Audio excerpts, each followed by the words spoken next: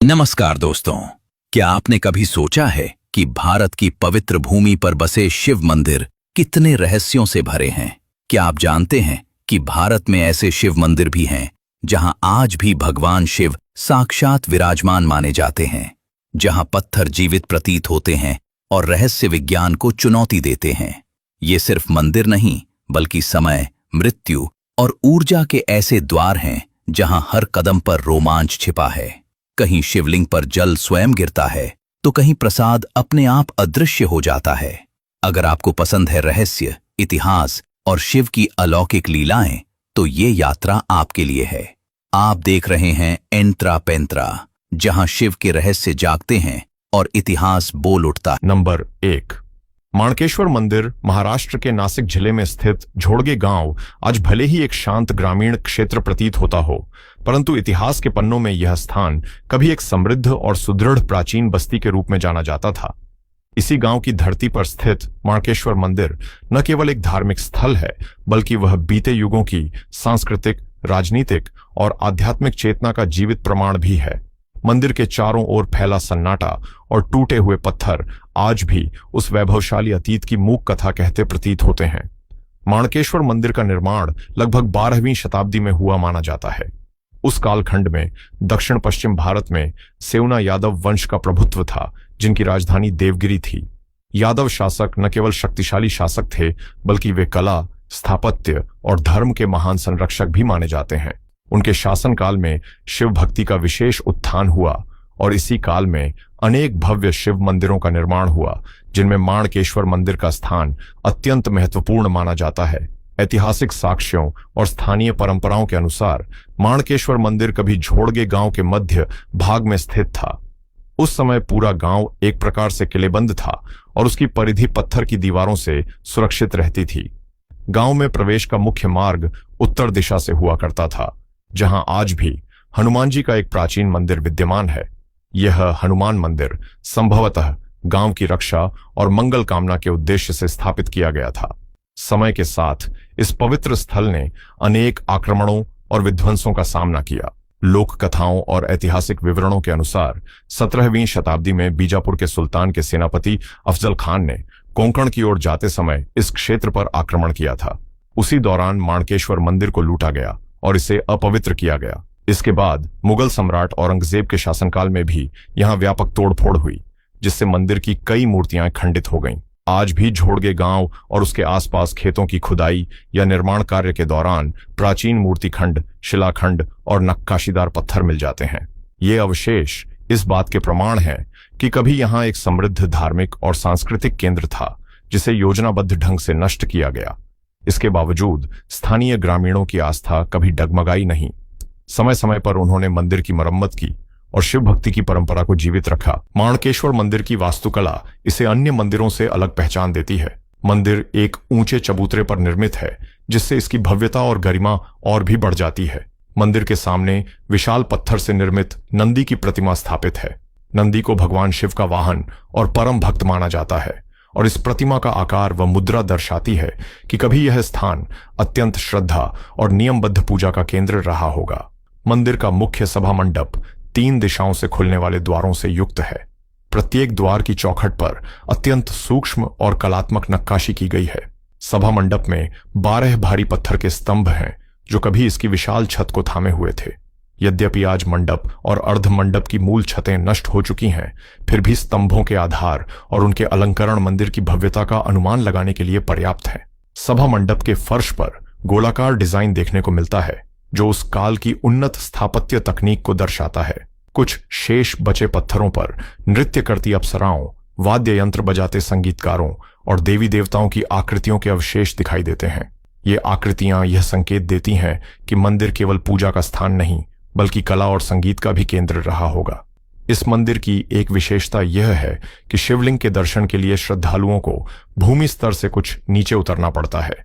नीचे उतरते ही जो शिवलिंग दृष्टिगोचर होता है, वह जमीन से स्वयं उत्पन्न हुआ प्रतीत होता है। यह शिवलिंग भूमि से कुछ फुट ऊपर उठा हुआ है और इसे स्वयं भू शिवलिंग माना जाता है। स्थानीय लोग मानते हैं कि यह शिवलिंग अत्यंत जागृत है और सच्चे मन से की गई प्रार्थना शीघ्र फल देती है। माणकेश्वर मंदिर का शिखर भूमिज शैली में निर्मित था। भूमिज शैली मध्य भारत और दक्कन क्षेत्र की एक विशिष्ट मंदिर स्थापत्य शैली मानी जाती है। इस शैली में मुख्य शिखर के चारों ओर उसी के लघु आकार के अनेक शिखर बनाए जाते थे, जो एक पर्वत सदृश संरचना का आभास देते थे। माणकेश्वर मंदिर के शिखर पर कुल 16 कीर्तिमुख बने होने का उल्लेख मिलता है, जो इसकी अनूठी पहचान थे। यद्यपि आज मंदिर का मूल शिखर खंडित अवस्था में है, फिर भी इसके अवशेष देखकर उस काल की कलात्मक ऊंचाइयों का अनुमान लगाया जा सकता है। कीर्तिमुखों की उग्र आकृतियां बुरी शक्तियों से रक्षा का प्रतीक मानी जाती थीं और यह दर्शाती हैं कि मंदिर को आध्यात्मिक ऊर्जा का केंद्र माना जाता था। मुख्य मंदिर के सामने कुछ दूरी पर एक छोटा उप मंदिर भी स्थित है, जिसे स्थानीय लोग सरस्वती मंदिर कहते हैं। यह उप मंदिर आज भग्नावशेष में परिवर्तित हो चुका है। माना जाता है कि यहां कभी देवी सरस्वती की प्रतिमा स्थापित थी, जो विद्या, वाणी और संगीत की अधिष्ठात्री देवी मानी जाती है। संभवतः किसी आक्रमण या चोरी के दौरान यह प्रतिमा नष्ट या लुप्त हो गई। मंदिर परिसर के समीप एक प्राचीन कुआं और पत्थरों से घिरा तालाब भी स्थित है। स्थानीय मान्यताओं के अनुसार इस तालाब का निर्माण किसी समृद्ध व्यापारी ने गांव के कल्याण के लिए कराया था। यह तालाब कभी गांव की जलापूर्ति का मुख्य स्रोत था और आज भी वर्षा ऋतु में भरकर आसपास की भूमि को जीवन प्रदान करता है। माणकेश्वर मंदिर केवल पत्थरों की संरचना नहीं, बल्कि वह एक युग की स्मृति है। नंबर 2, भुलेश्वर मंदिर। महाराष्ट्र के पुणे जिले के समीप स्थित भुलेश्वर महादेव मंदिर। यह प्राचीन शिवालय पुणे शहर से लगभग 45 किलोमीटर दूर यवत क्षेत्र के पास एक ऊंची पहाड़ी की चोटी पर स्थित है। चारों ओर फैला खुला मैदान, दूर दूर तक दिखाई देने वाली धरती और ऊपर आकाश से सटता यह मंदिर मन में एक अद्भुत अनुभूति जगाता है। बाहर से देखने पर यह स्थान किसी दुर्ग या प्राचीन मस्जिद जैसा प्रतीत होता है, किंतु भीतर प्रवेश करते ही इसका शिवमय स्वरूप प्रकट हो जाता है। भुलेश्वर मंदिर भगवान शिव को समर्पित एक अत्यंत प्राचीन और विचित्र मंदिर है, जिसकी पहचान केवल आस्था से नहीं बल्कि रहस्य, इतिहास और वास्तुकला से भी जुड़ी हुई है। यहां आने वाला हर श्रद्धालु पहले इसके बाहरी स्वरूप से भ्रमित होता है, पर जैसे ही वह भीतर प्रवेश करता है, उसे अनुभव होता है कि यह स्थान सामान्य नहीं बल्कि किसी गूढ़ रहस्य से भरा हुआ है। यही द्वैत, बाहरी छल और भीतरी सत्य भुलेश्वर मंदिर की सबसे बड़ी विशेषता मानी जाती है। भुलेश्वर मंदिर का इतिहास स्पष्ट रूप से किसी एक काल में सीमित नहीं है। स्थानीय जनश्रुतियों के अनुसार इस मंदिर का मूल निर्माण महाभारत काल में पांडवों द्वारा किया गया था। कहा जाता है कि अज्ञातवास के दौरान पांडव इस क्षेत्र में आए थे और उन्होंने शिव की आराधना के लिए इस स्थान पर मंदिर की स्थापना की। इसी कारण कई ग्रामीण आज भी इसे पांडवकालीन मंदिर मानते हैं और इसकी अत्यंत प्राचीनता में अटूट विश्वास रखते हैं। इतिहासकारों का एक दूसरा मत यह है कि मंदिर का वर्तमान स्वरूप मुख्यतः 13वीं शताब्दी में देवगिरी के यादव वंश के काल में विकसित हुआ। यादव शासक शिव भक्त थे और उन्होंने दक्कन क्षेत्र में अनेक शिवालयों का निर्माण कराया। भुलेश्वर मंदिर की शिल्पकला, स्तंभों की बनावट और मूर्तिकला में यादवकालीन स्थापत्य शैली की स्पष्ट झलक मिलती है। इससे यह अनुमान लगाया जाता है कि पांडवकालीन मूल संरचना पर यादवों ने भव्य जीर्णोद्धार कराया होगा। समय के साथ यह मंदिर मराठा काल में भी महत्वपूर्ण बना रहा। पेशवाओं के शासनकाल में और विशेष रूप से कोल्हापुर के शाहू महाराज के आध्यात्मिक गुरु ब्रह्मेंद्र स्वामी के मार्गदर्शन में इस मंदिर की मरम्मत और संरक्षण पर ध्यान दिया गया। इस प्रकार भुलेश्वर मंदिर एक ऐसा स्थल बन गया जिसमें महाभारत काल, यादव काल और मराठा काल तीनों युगों की छाप एक साथ दिखाई देती है। मुगल काल भुलेश्वर मंदिर के लिए अत्यंत कठिन समय लेकर आया। पहाड़ी की चोटी पर खुले स्थान में स्थित होने के कारण यह मंदिर दूर से ही दिखाई देता था और आक्रमणकारियों के लिए एक आसान लक्ष्य बन जाता था। 17वीं शताब्दी में मुगल सेनाओं ने इस मंदिर पर आक्रमण किया और इसे नष्ट करने का प्रयास किया। मंदिर की अनेक सुंदर मूर्तियां तोड़ दी गईं और कई शिलालेख खंडित कर दिए गए। आज भी मंदिर के भीतर और बाहर कई ऐसी मूर्तियां दिखाई देती हैं जिनके चेहरे, हाथ या अन्य अंग टूटे हुए हैं। ये खंडित प्रतिमाएं मूक साक्षी हैं उस दौर की जब आस्था को मिटाने के प्रयास किए गए थे। किंतु इन विध्वंसों के बावजूद मंदिर पूरी तरह नष्ट नहीं हुआ और यही इसकी सबसे बड़ी विशेषता है। यह स्थान टूटकर भी जीवित रहा। मुगल आक्रमणों से मंदिर को बचाने के लिए मराठा काल में एक अनोखी युक्ति अपनाई गई। ब्रह्मेंद्र स्वामी धवड़शिखर ने सुझाव दिया कि मंदिर को बाहर से मस्जिद जैसा स्वरूप दे दिया जाए ताकि आक्रमणकारी इसे इस्लामी इमारत समझकर अनदेखा कर दें। इसी योजना के अंतर्गत मंदिर के मुख्य शिखर के चारों ओर पत्थर की स्तंभनुमा मीनारें खड़ी की गईं और ऊपर गुंबद जैसी आकृति बनाई गई। आज भी यदि कोई व्यक्ति दूर से भुलेश्वर मंदिर को देखे तो उसे यह किसी प्राचीन मस्जिद जैसा प्रतीत होता है। चारों ओर खड़ी मीनारें और बीच का गुंबदाकार ढांचा इस भ्रम को और गहरा कर देता है। किंतु जैसे ही कोई भीतर प्रवेश करता है, शिवलिंग, नंदी और शैव प्रतीकों से सुसज्जित यह स्थान अपनी वास्तविक पहचान प्रकट कर देता है। यह छलावरण भारतीय आस्था की उस बुद्धिमत्ता को दर्शाता है जिसने अस्तित्व बचाने के लिए रूप बदल लिया। भुलेश्वर मंदिर की संरचना अन्य शिवालयों से काफी भिन्न है। यह मंदिर किसी साधारण एक तलीय इमारत की तरह नहीं, बल्कि 3 मंजिलों वाली एक रहस्यमय संरचना जैसा प्रतीत होता है। वर्तमान में जिस तल पर पूजा अर्चना होती है वह सबसे ऊपरी तल है। इसके नीचे 2 तहखाने नुमा तल हैं, जिनके प्रवेश मार्ग आज बंद कर दिए गए हैं।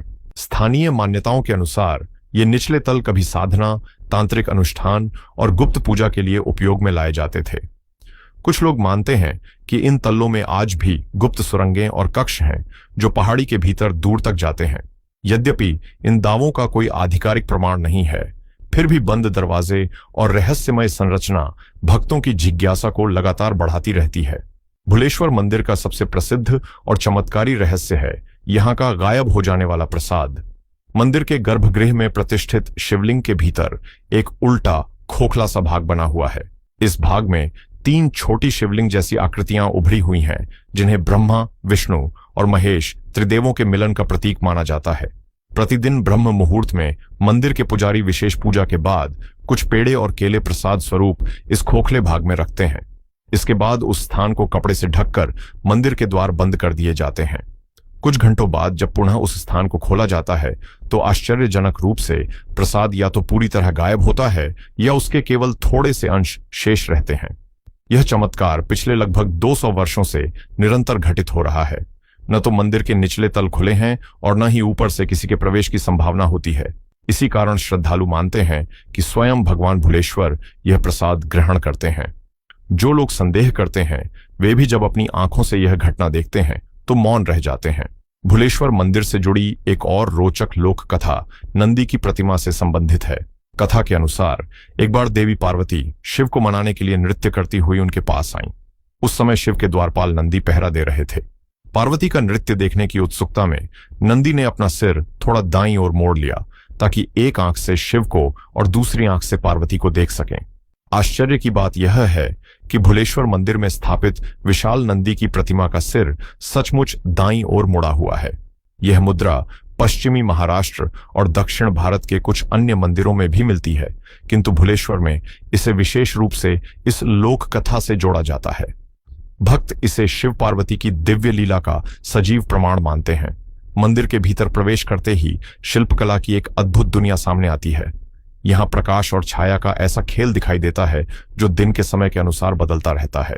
कभी मूर्तियां गहरे साए में डूबी हुई लगती हैं तो कभी उन पर पड़ती धूप उन्हें जीवंत बना देती है। यह वास्तुशिल्प की एक विलक्षण योजना मानी जाती है। मंदिर के स्तंभों और दीवारों पर अत्यंत सूक्ष्म नक्काशी की गई है।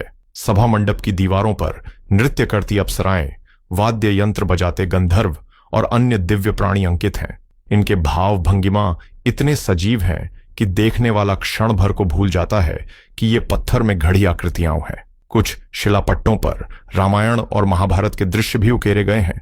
वनवास जाते राम सीता लक्ष्मण, सीता हरण का प्रसंग और भीष्म पितामह का शरशैया पर लेटना, ये सभी दृश्य अत्यंत भावपूर्ण ढंग से दर्शाए गए हैं।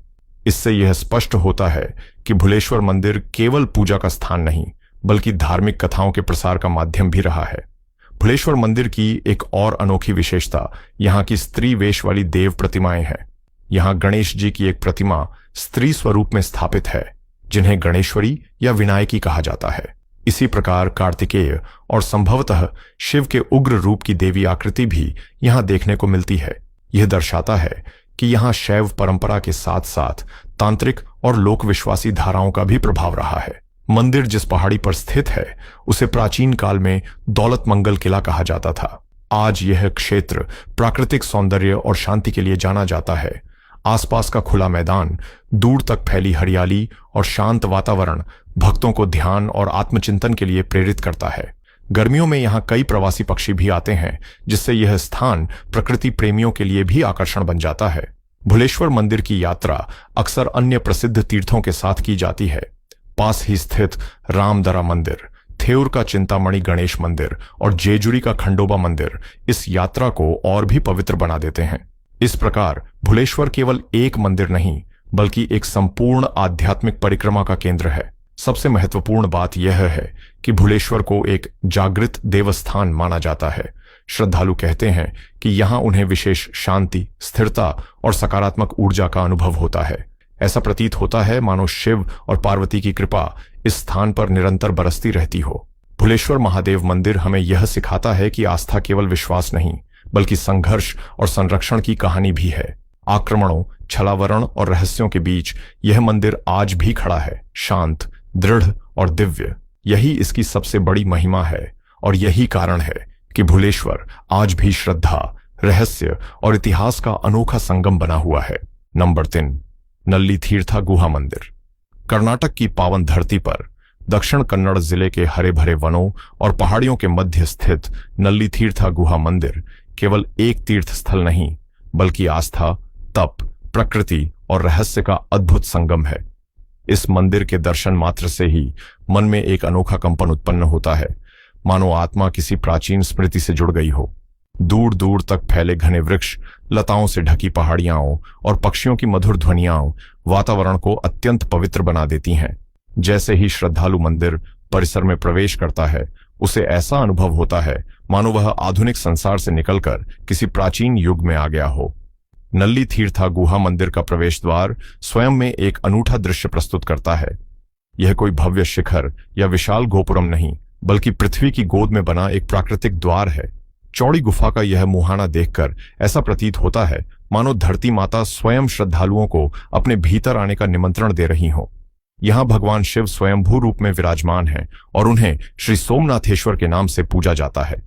ऐतिहासिक अभिलेखों और स्थानीय परंपराओं के अनुसार यह मंदिर कम से कम सन 1487 से अस्तित्व में है, जिससे इसकी प्राचीनता और धार्मिक महत्व का अनुमान लगाया जा सकता है। 500 वर्षों से अधिक समय से यहाँ अखंड शिव आराधना होती आ रही है। इस मंदिर की सबसे विशेष बात यह है कि यहाँ प्रवेश के लिए जाति, धर्म या वर्ग का कोई भेद नहीं रखा गया। सदियों से यह स्थान धार्मिक सौहार्द और मानव एकता का प्रतीक रहा है। स्थानीय जनमान्यता है कि भगवान शिव स्वयं इस गुफा में निवास करते हैं और वे सभी प्राणियों को समान दृष्टि से देखते हैं। इसी कारण हर श्रद्धालु, चाहे वह किसी भी पृष्ठभूमि से हो, श्रद्धा और विनम्रता के साथ गुफा में प्रवेश कर सकता है। गर्भगृह तक पहुंचने की यात्रा साधारण नहीं है, बल्कि यह एक कठिन साधना के समान मानी जाती है। मुख्य मंदिर के बाईं ओर से लगभग 200 मीटर लंबी प्राकृतिक गुफा भीतर की ओर जाती है। प्रारंभ में गुफा का मार्ग पर्याप्त चौड़ा होता है, जहां श्रद्धालु सीधे चल सकते हैं, किंतु कुछ ही दूरी पर छत की चट्टानें नीचे झुकने लगती हैं और मार्ग संकरा हो जाता है। आगे बढ़ते बढ़ते स्थिति ऐसी हो जाती है कि श्रद्धालुओं को झुककर चलना पड़ता है, फिर घुटनों के बल और अंततः पेट के बल रेंगते हुए आगे बढ़ना पड़ता है। यह कठिन मार्ग श्रद्धालु के भीतर के अहंकार को तोड़ने का प्रतीक माना जाता है। लगभग 300 से 400 मीटर भीतर जाकर गुफा अचानक फिर से चौड़ी हो जाती है। यहीं श्रद्धालुओं के सामने वह दृश्य प्रकट होता है जिसके लिए वे इतनी कठिन यात्रा करते हैं। एक शांत, स्वच्छ और शीतल जल से भरा प्राकृतिक ताल दिखाई देता है और उसके सामने स्वयंभू शिवलिंग स्थापित है। इस जलकुंड की विशेषता यह है कि इसकी छत से निरंतर जल बूंदें टपकती रहती हैं। स्थानीय भाषा तुल्लु में नल्ली का अर्थ आंवला और थीरथा का अर्थ पवित्र जल होता है। कहा जाता है कि इन जल बूंदों का आकार आंवले जैसा होता है, इसी कारण इस स्थान का नाम नल्ली तीर्था पड़ा। श्रद्धालु इस पवित्र जल को तीर्थ मानकर अपने मस्तक पर धारण करते हैं। जलकुंड के किनारे की गीली मुलायम मिट्टी को भी प्रसाद स्वरूप माथे से लगाया जाता है। लोक विश्वास है कि इस मिट्टी में रोगनाशक गुण हैं और यह त्वचा संबंधी रोगों में विशेष लाभ देती है। कई भक्त इस मिट्टी को अपने घर भी ले जाते हैं और श्रद्धा के साथ इसका उपयोग करते हैं। गुफा में प्रवेश से पहले एक अनिवार्य परंपरा का पालन किया जाता है। मंदिर प्रांगण के उत्तर दिशा में स्थित एक छोटा सा तालाब है जिसे नागप्पा केरे कहा जाता है। श्रद्धालु इस तालाब में स्नान करके स्वयं को शुद्ध करते हैं, तभी उन्हें गुफा में प्रवेश की अनुमति मिलती है। हरे भरे वृक्षों और लताओं से घिरा यह तालाब अत्यंत मनोहारी दृश्य प्रस्तुत करता है और इसकी सीढ़ियों पर स्नान करते श्रद्धालुओं को देखकर ऐसा लगता है मानो कोई प्राचीन यज्ञ या व्रत चल रहा हो। नल्ली तीर्था गुहा मंदिर से जुड़ी सबसे प्रसिद्ध पौराणिक कथा महर्षि जाबाली की है। कहा जाता है कि द्वापर युग के अंत और कलयुग के प्रारंभ में जब पृथ्वी पर अधर्म बढ़ने लगा था, तब महर्षि जाबाली ने विश्व कल्याण के लिए इसी गुफा में कठोर तपस्या की थी। वर्षों तक उन्होंने मौन, उपवास और ध्यान के द्वारा भगवान शिव और देवी दुर्गा की आराधना की। उनकी तपस्या से प्रसन्न होकर देवी दुर्गा प्रकट हुईं। महर्षि जाबाली ने देवी से अरुणासुर नामक राक्षस के संहार की प्रार्थना की, जिसने समस्त क्षेत्र में आतंक फैला रखा था। देवी ने उनकी प्रार्थना स्वीकार की और पास के काटील क्षेत्र में अरुणासुर का वध किया। आज भी काटील का दुर्गा परमेश्वरी मंदिर इस कथा की सजीव स्मृति माना जाता है। इसी कारण नल्ली तीर्था के शिवलिंग को जाबालेश्वर भी कहा जाता है, अर्थात जाबाली राशि द्वारा स्थापित शिव। गुफा के भीतर एक स्थान को आज भी उनकी तपस्थली माना जाता है, जहां श्रद्धालु ध्यान लगाकर मौन प्रार्थना करते हैं। इतिहासकारों के अनुसार इस क्षेत्र में कभी जैन धर्म का भी प्रभाव रहा है। मंदिर परिसर में मिली एक प्राचीन जैन प्रतिमा इस बात का संकेत देती है कि यह स्थान जैन साधकों के लिए भी महत्वपूर्ण रहा होगा। इससे यह सिद्ध होता है कि नल्ली तीर्था केवल एक संप्रदाय का नहीं, बल्कि विभिन्न आध्यात्मिक परंपराओं का साझा साधना स्थल रहा है।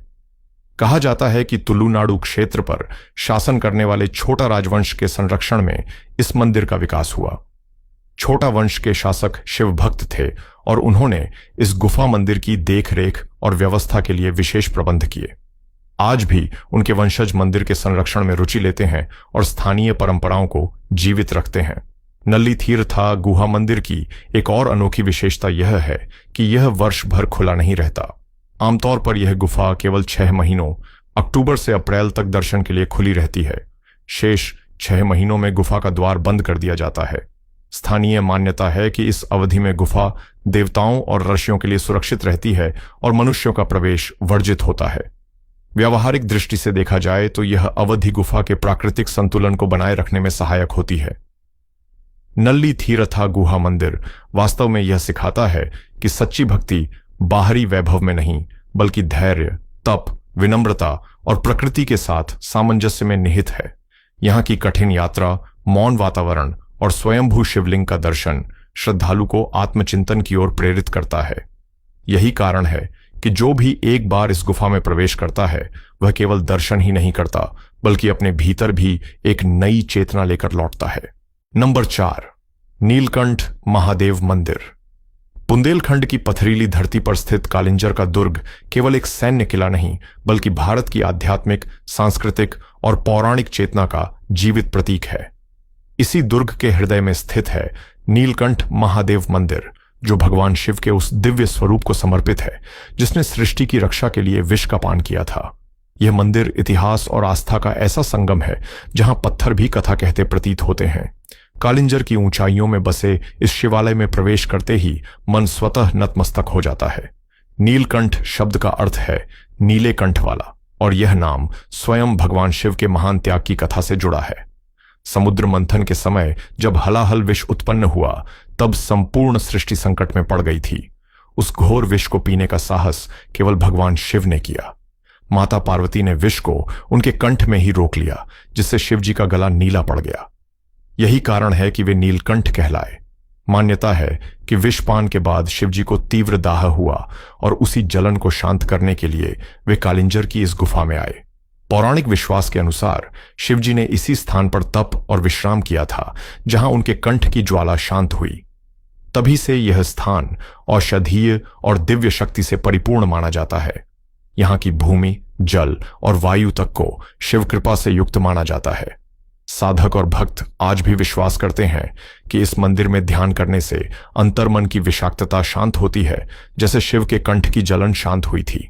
कालिंजर दुर्ग का निर्माण और विकास चंदेल राजाओं के काल में हुआ, जो शिव के परम भक्त थे।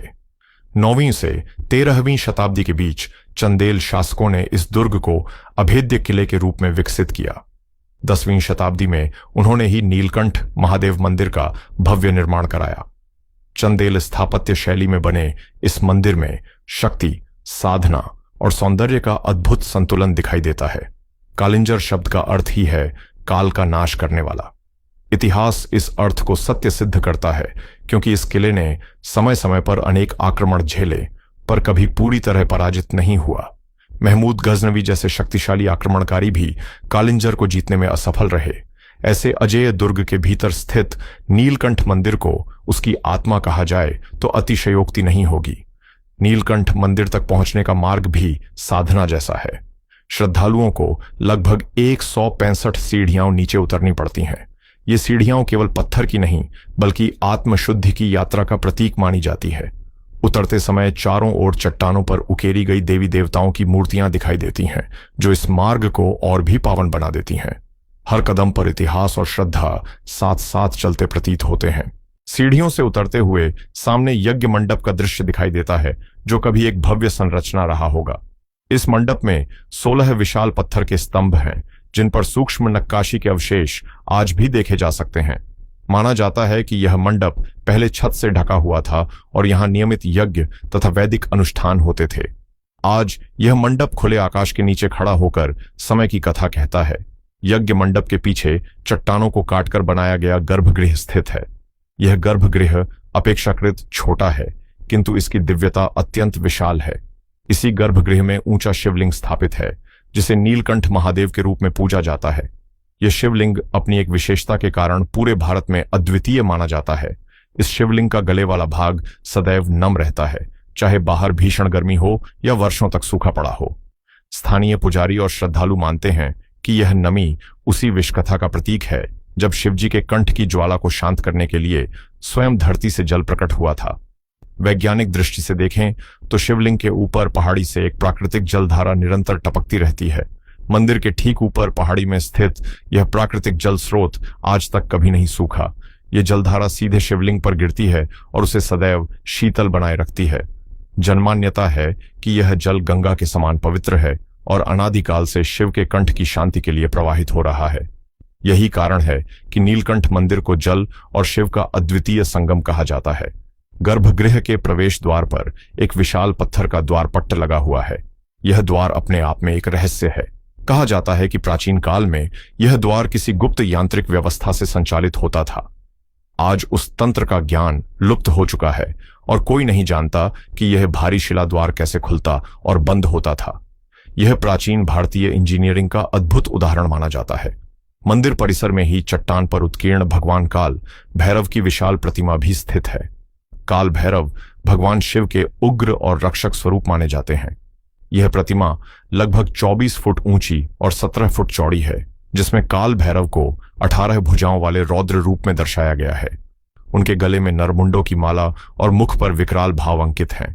इस काल भैरव प्रतिमा को देखकर भक्त के मन में भय नहीं बल्कि सुरक्षा और शक्ति का भाव उत्पन्न होता है। मान्यता है कि काल भैरव इस क्षेत्र की रक्षा करते हैं और नकारात्मक शक्तियों को दूर रखते हैं। यही कारण है कि नीलकंठ मंदिर को केवल शिव का नहीं बल्कि शिव के उग्र संरक्षण का भी केंद्र माना जाता है। जब कोई श्रद्धालु इस मंदिर से बाहर निकलता है तो वह केवल दर्शन करके नहीं लौटता, बल्कि अपने भीतर एक गहरी शांति, स्थिरता और साहस लेकर जाता है। नीलकंठ महादेव मंदिर वास्तव में वह स्थान है जहां इतिहास, पौराणिक कथा और आत्मिक अनुभूति एक साथ सजीव हो उठते हैं। अगर आपको ये प्राचीन मंदिरों की रोचक और रहस्यमय कथाएं अच्छी लगी हों तो कृपया इस वीडियो को लाइक करें और अपने दोस्तों व परिवार के साथ शेयर करें। ऐसे ही और भी रोमांचक धार्मिक एवं ऐतिहासिक किस्सों को जानने के लिए हमारे चैनल को सब्सक्राइब करना न भूलें।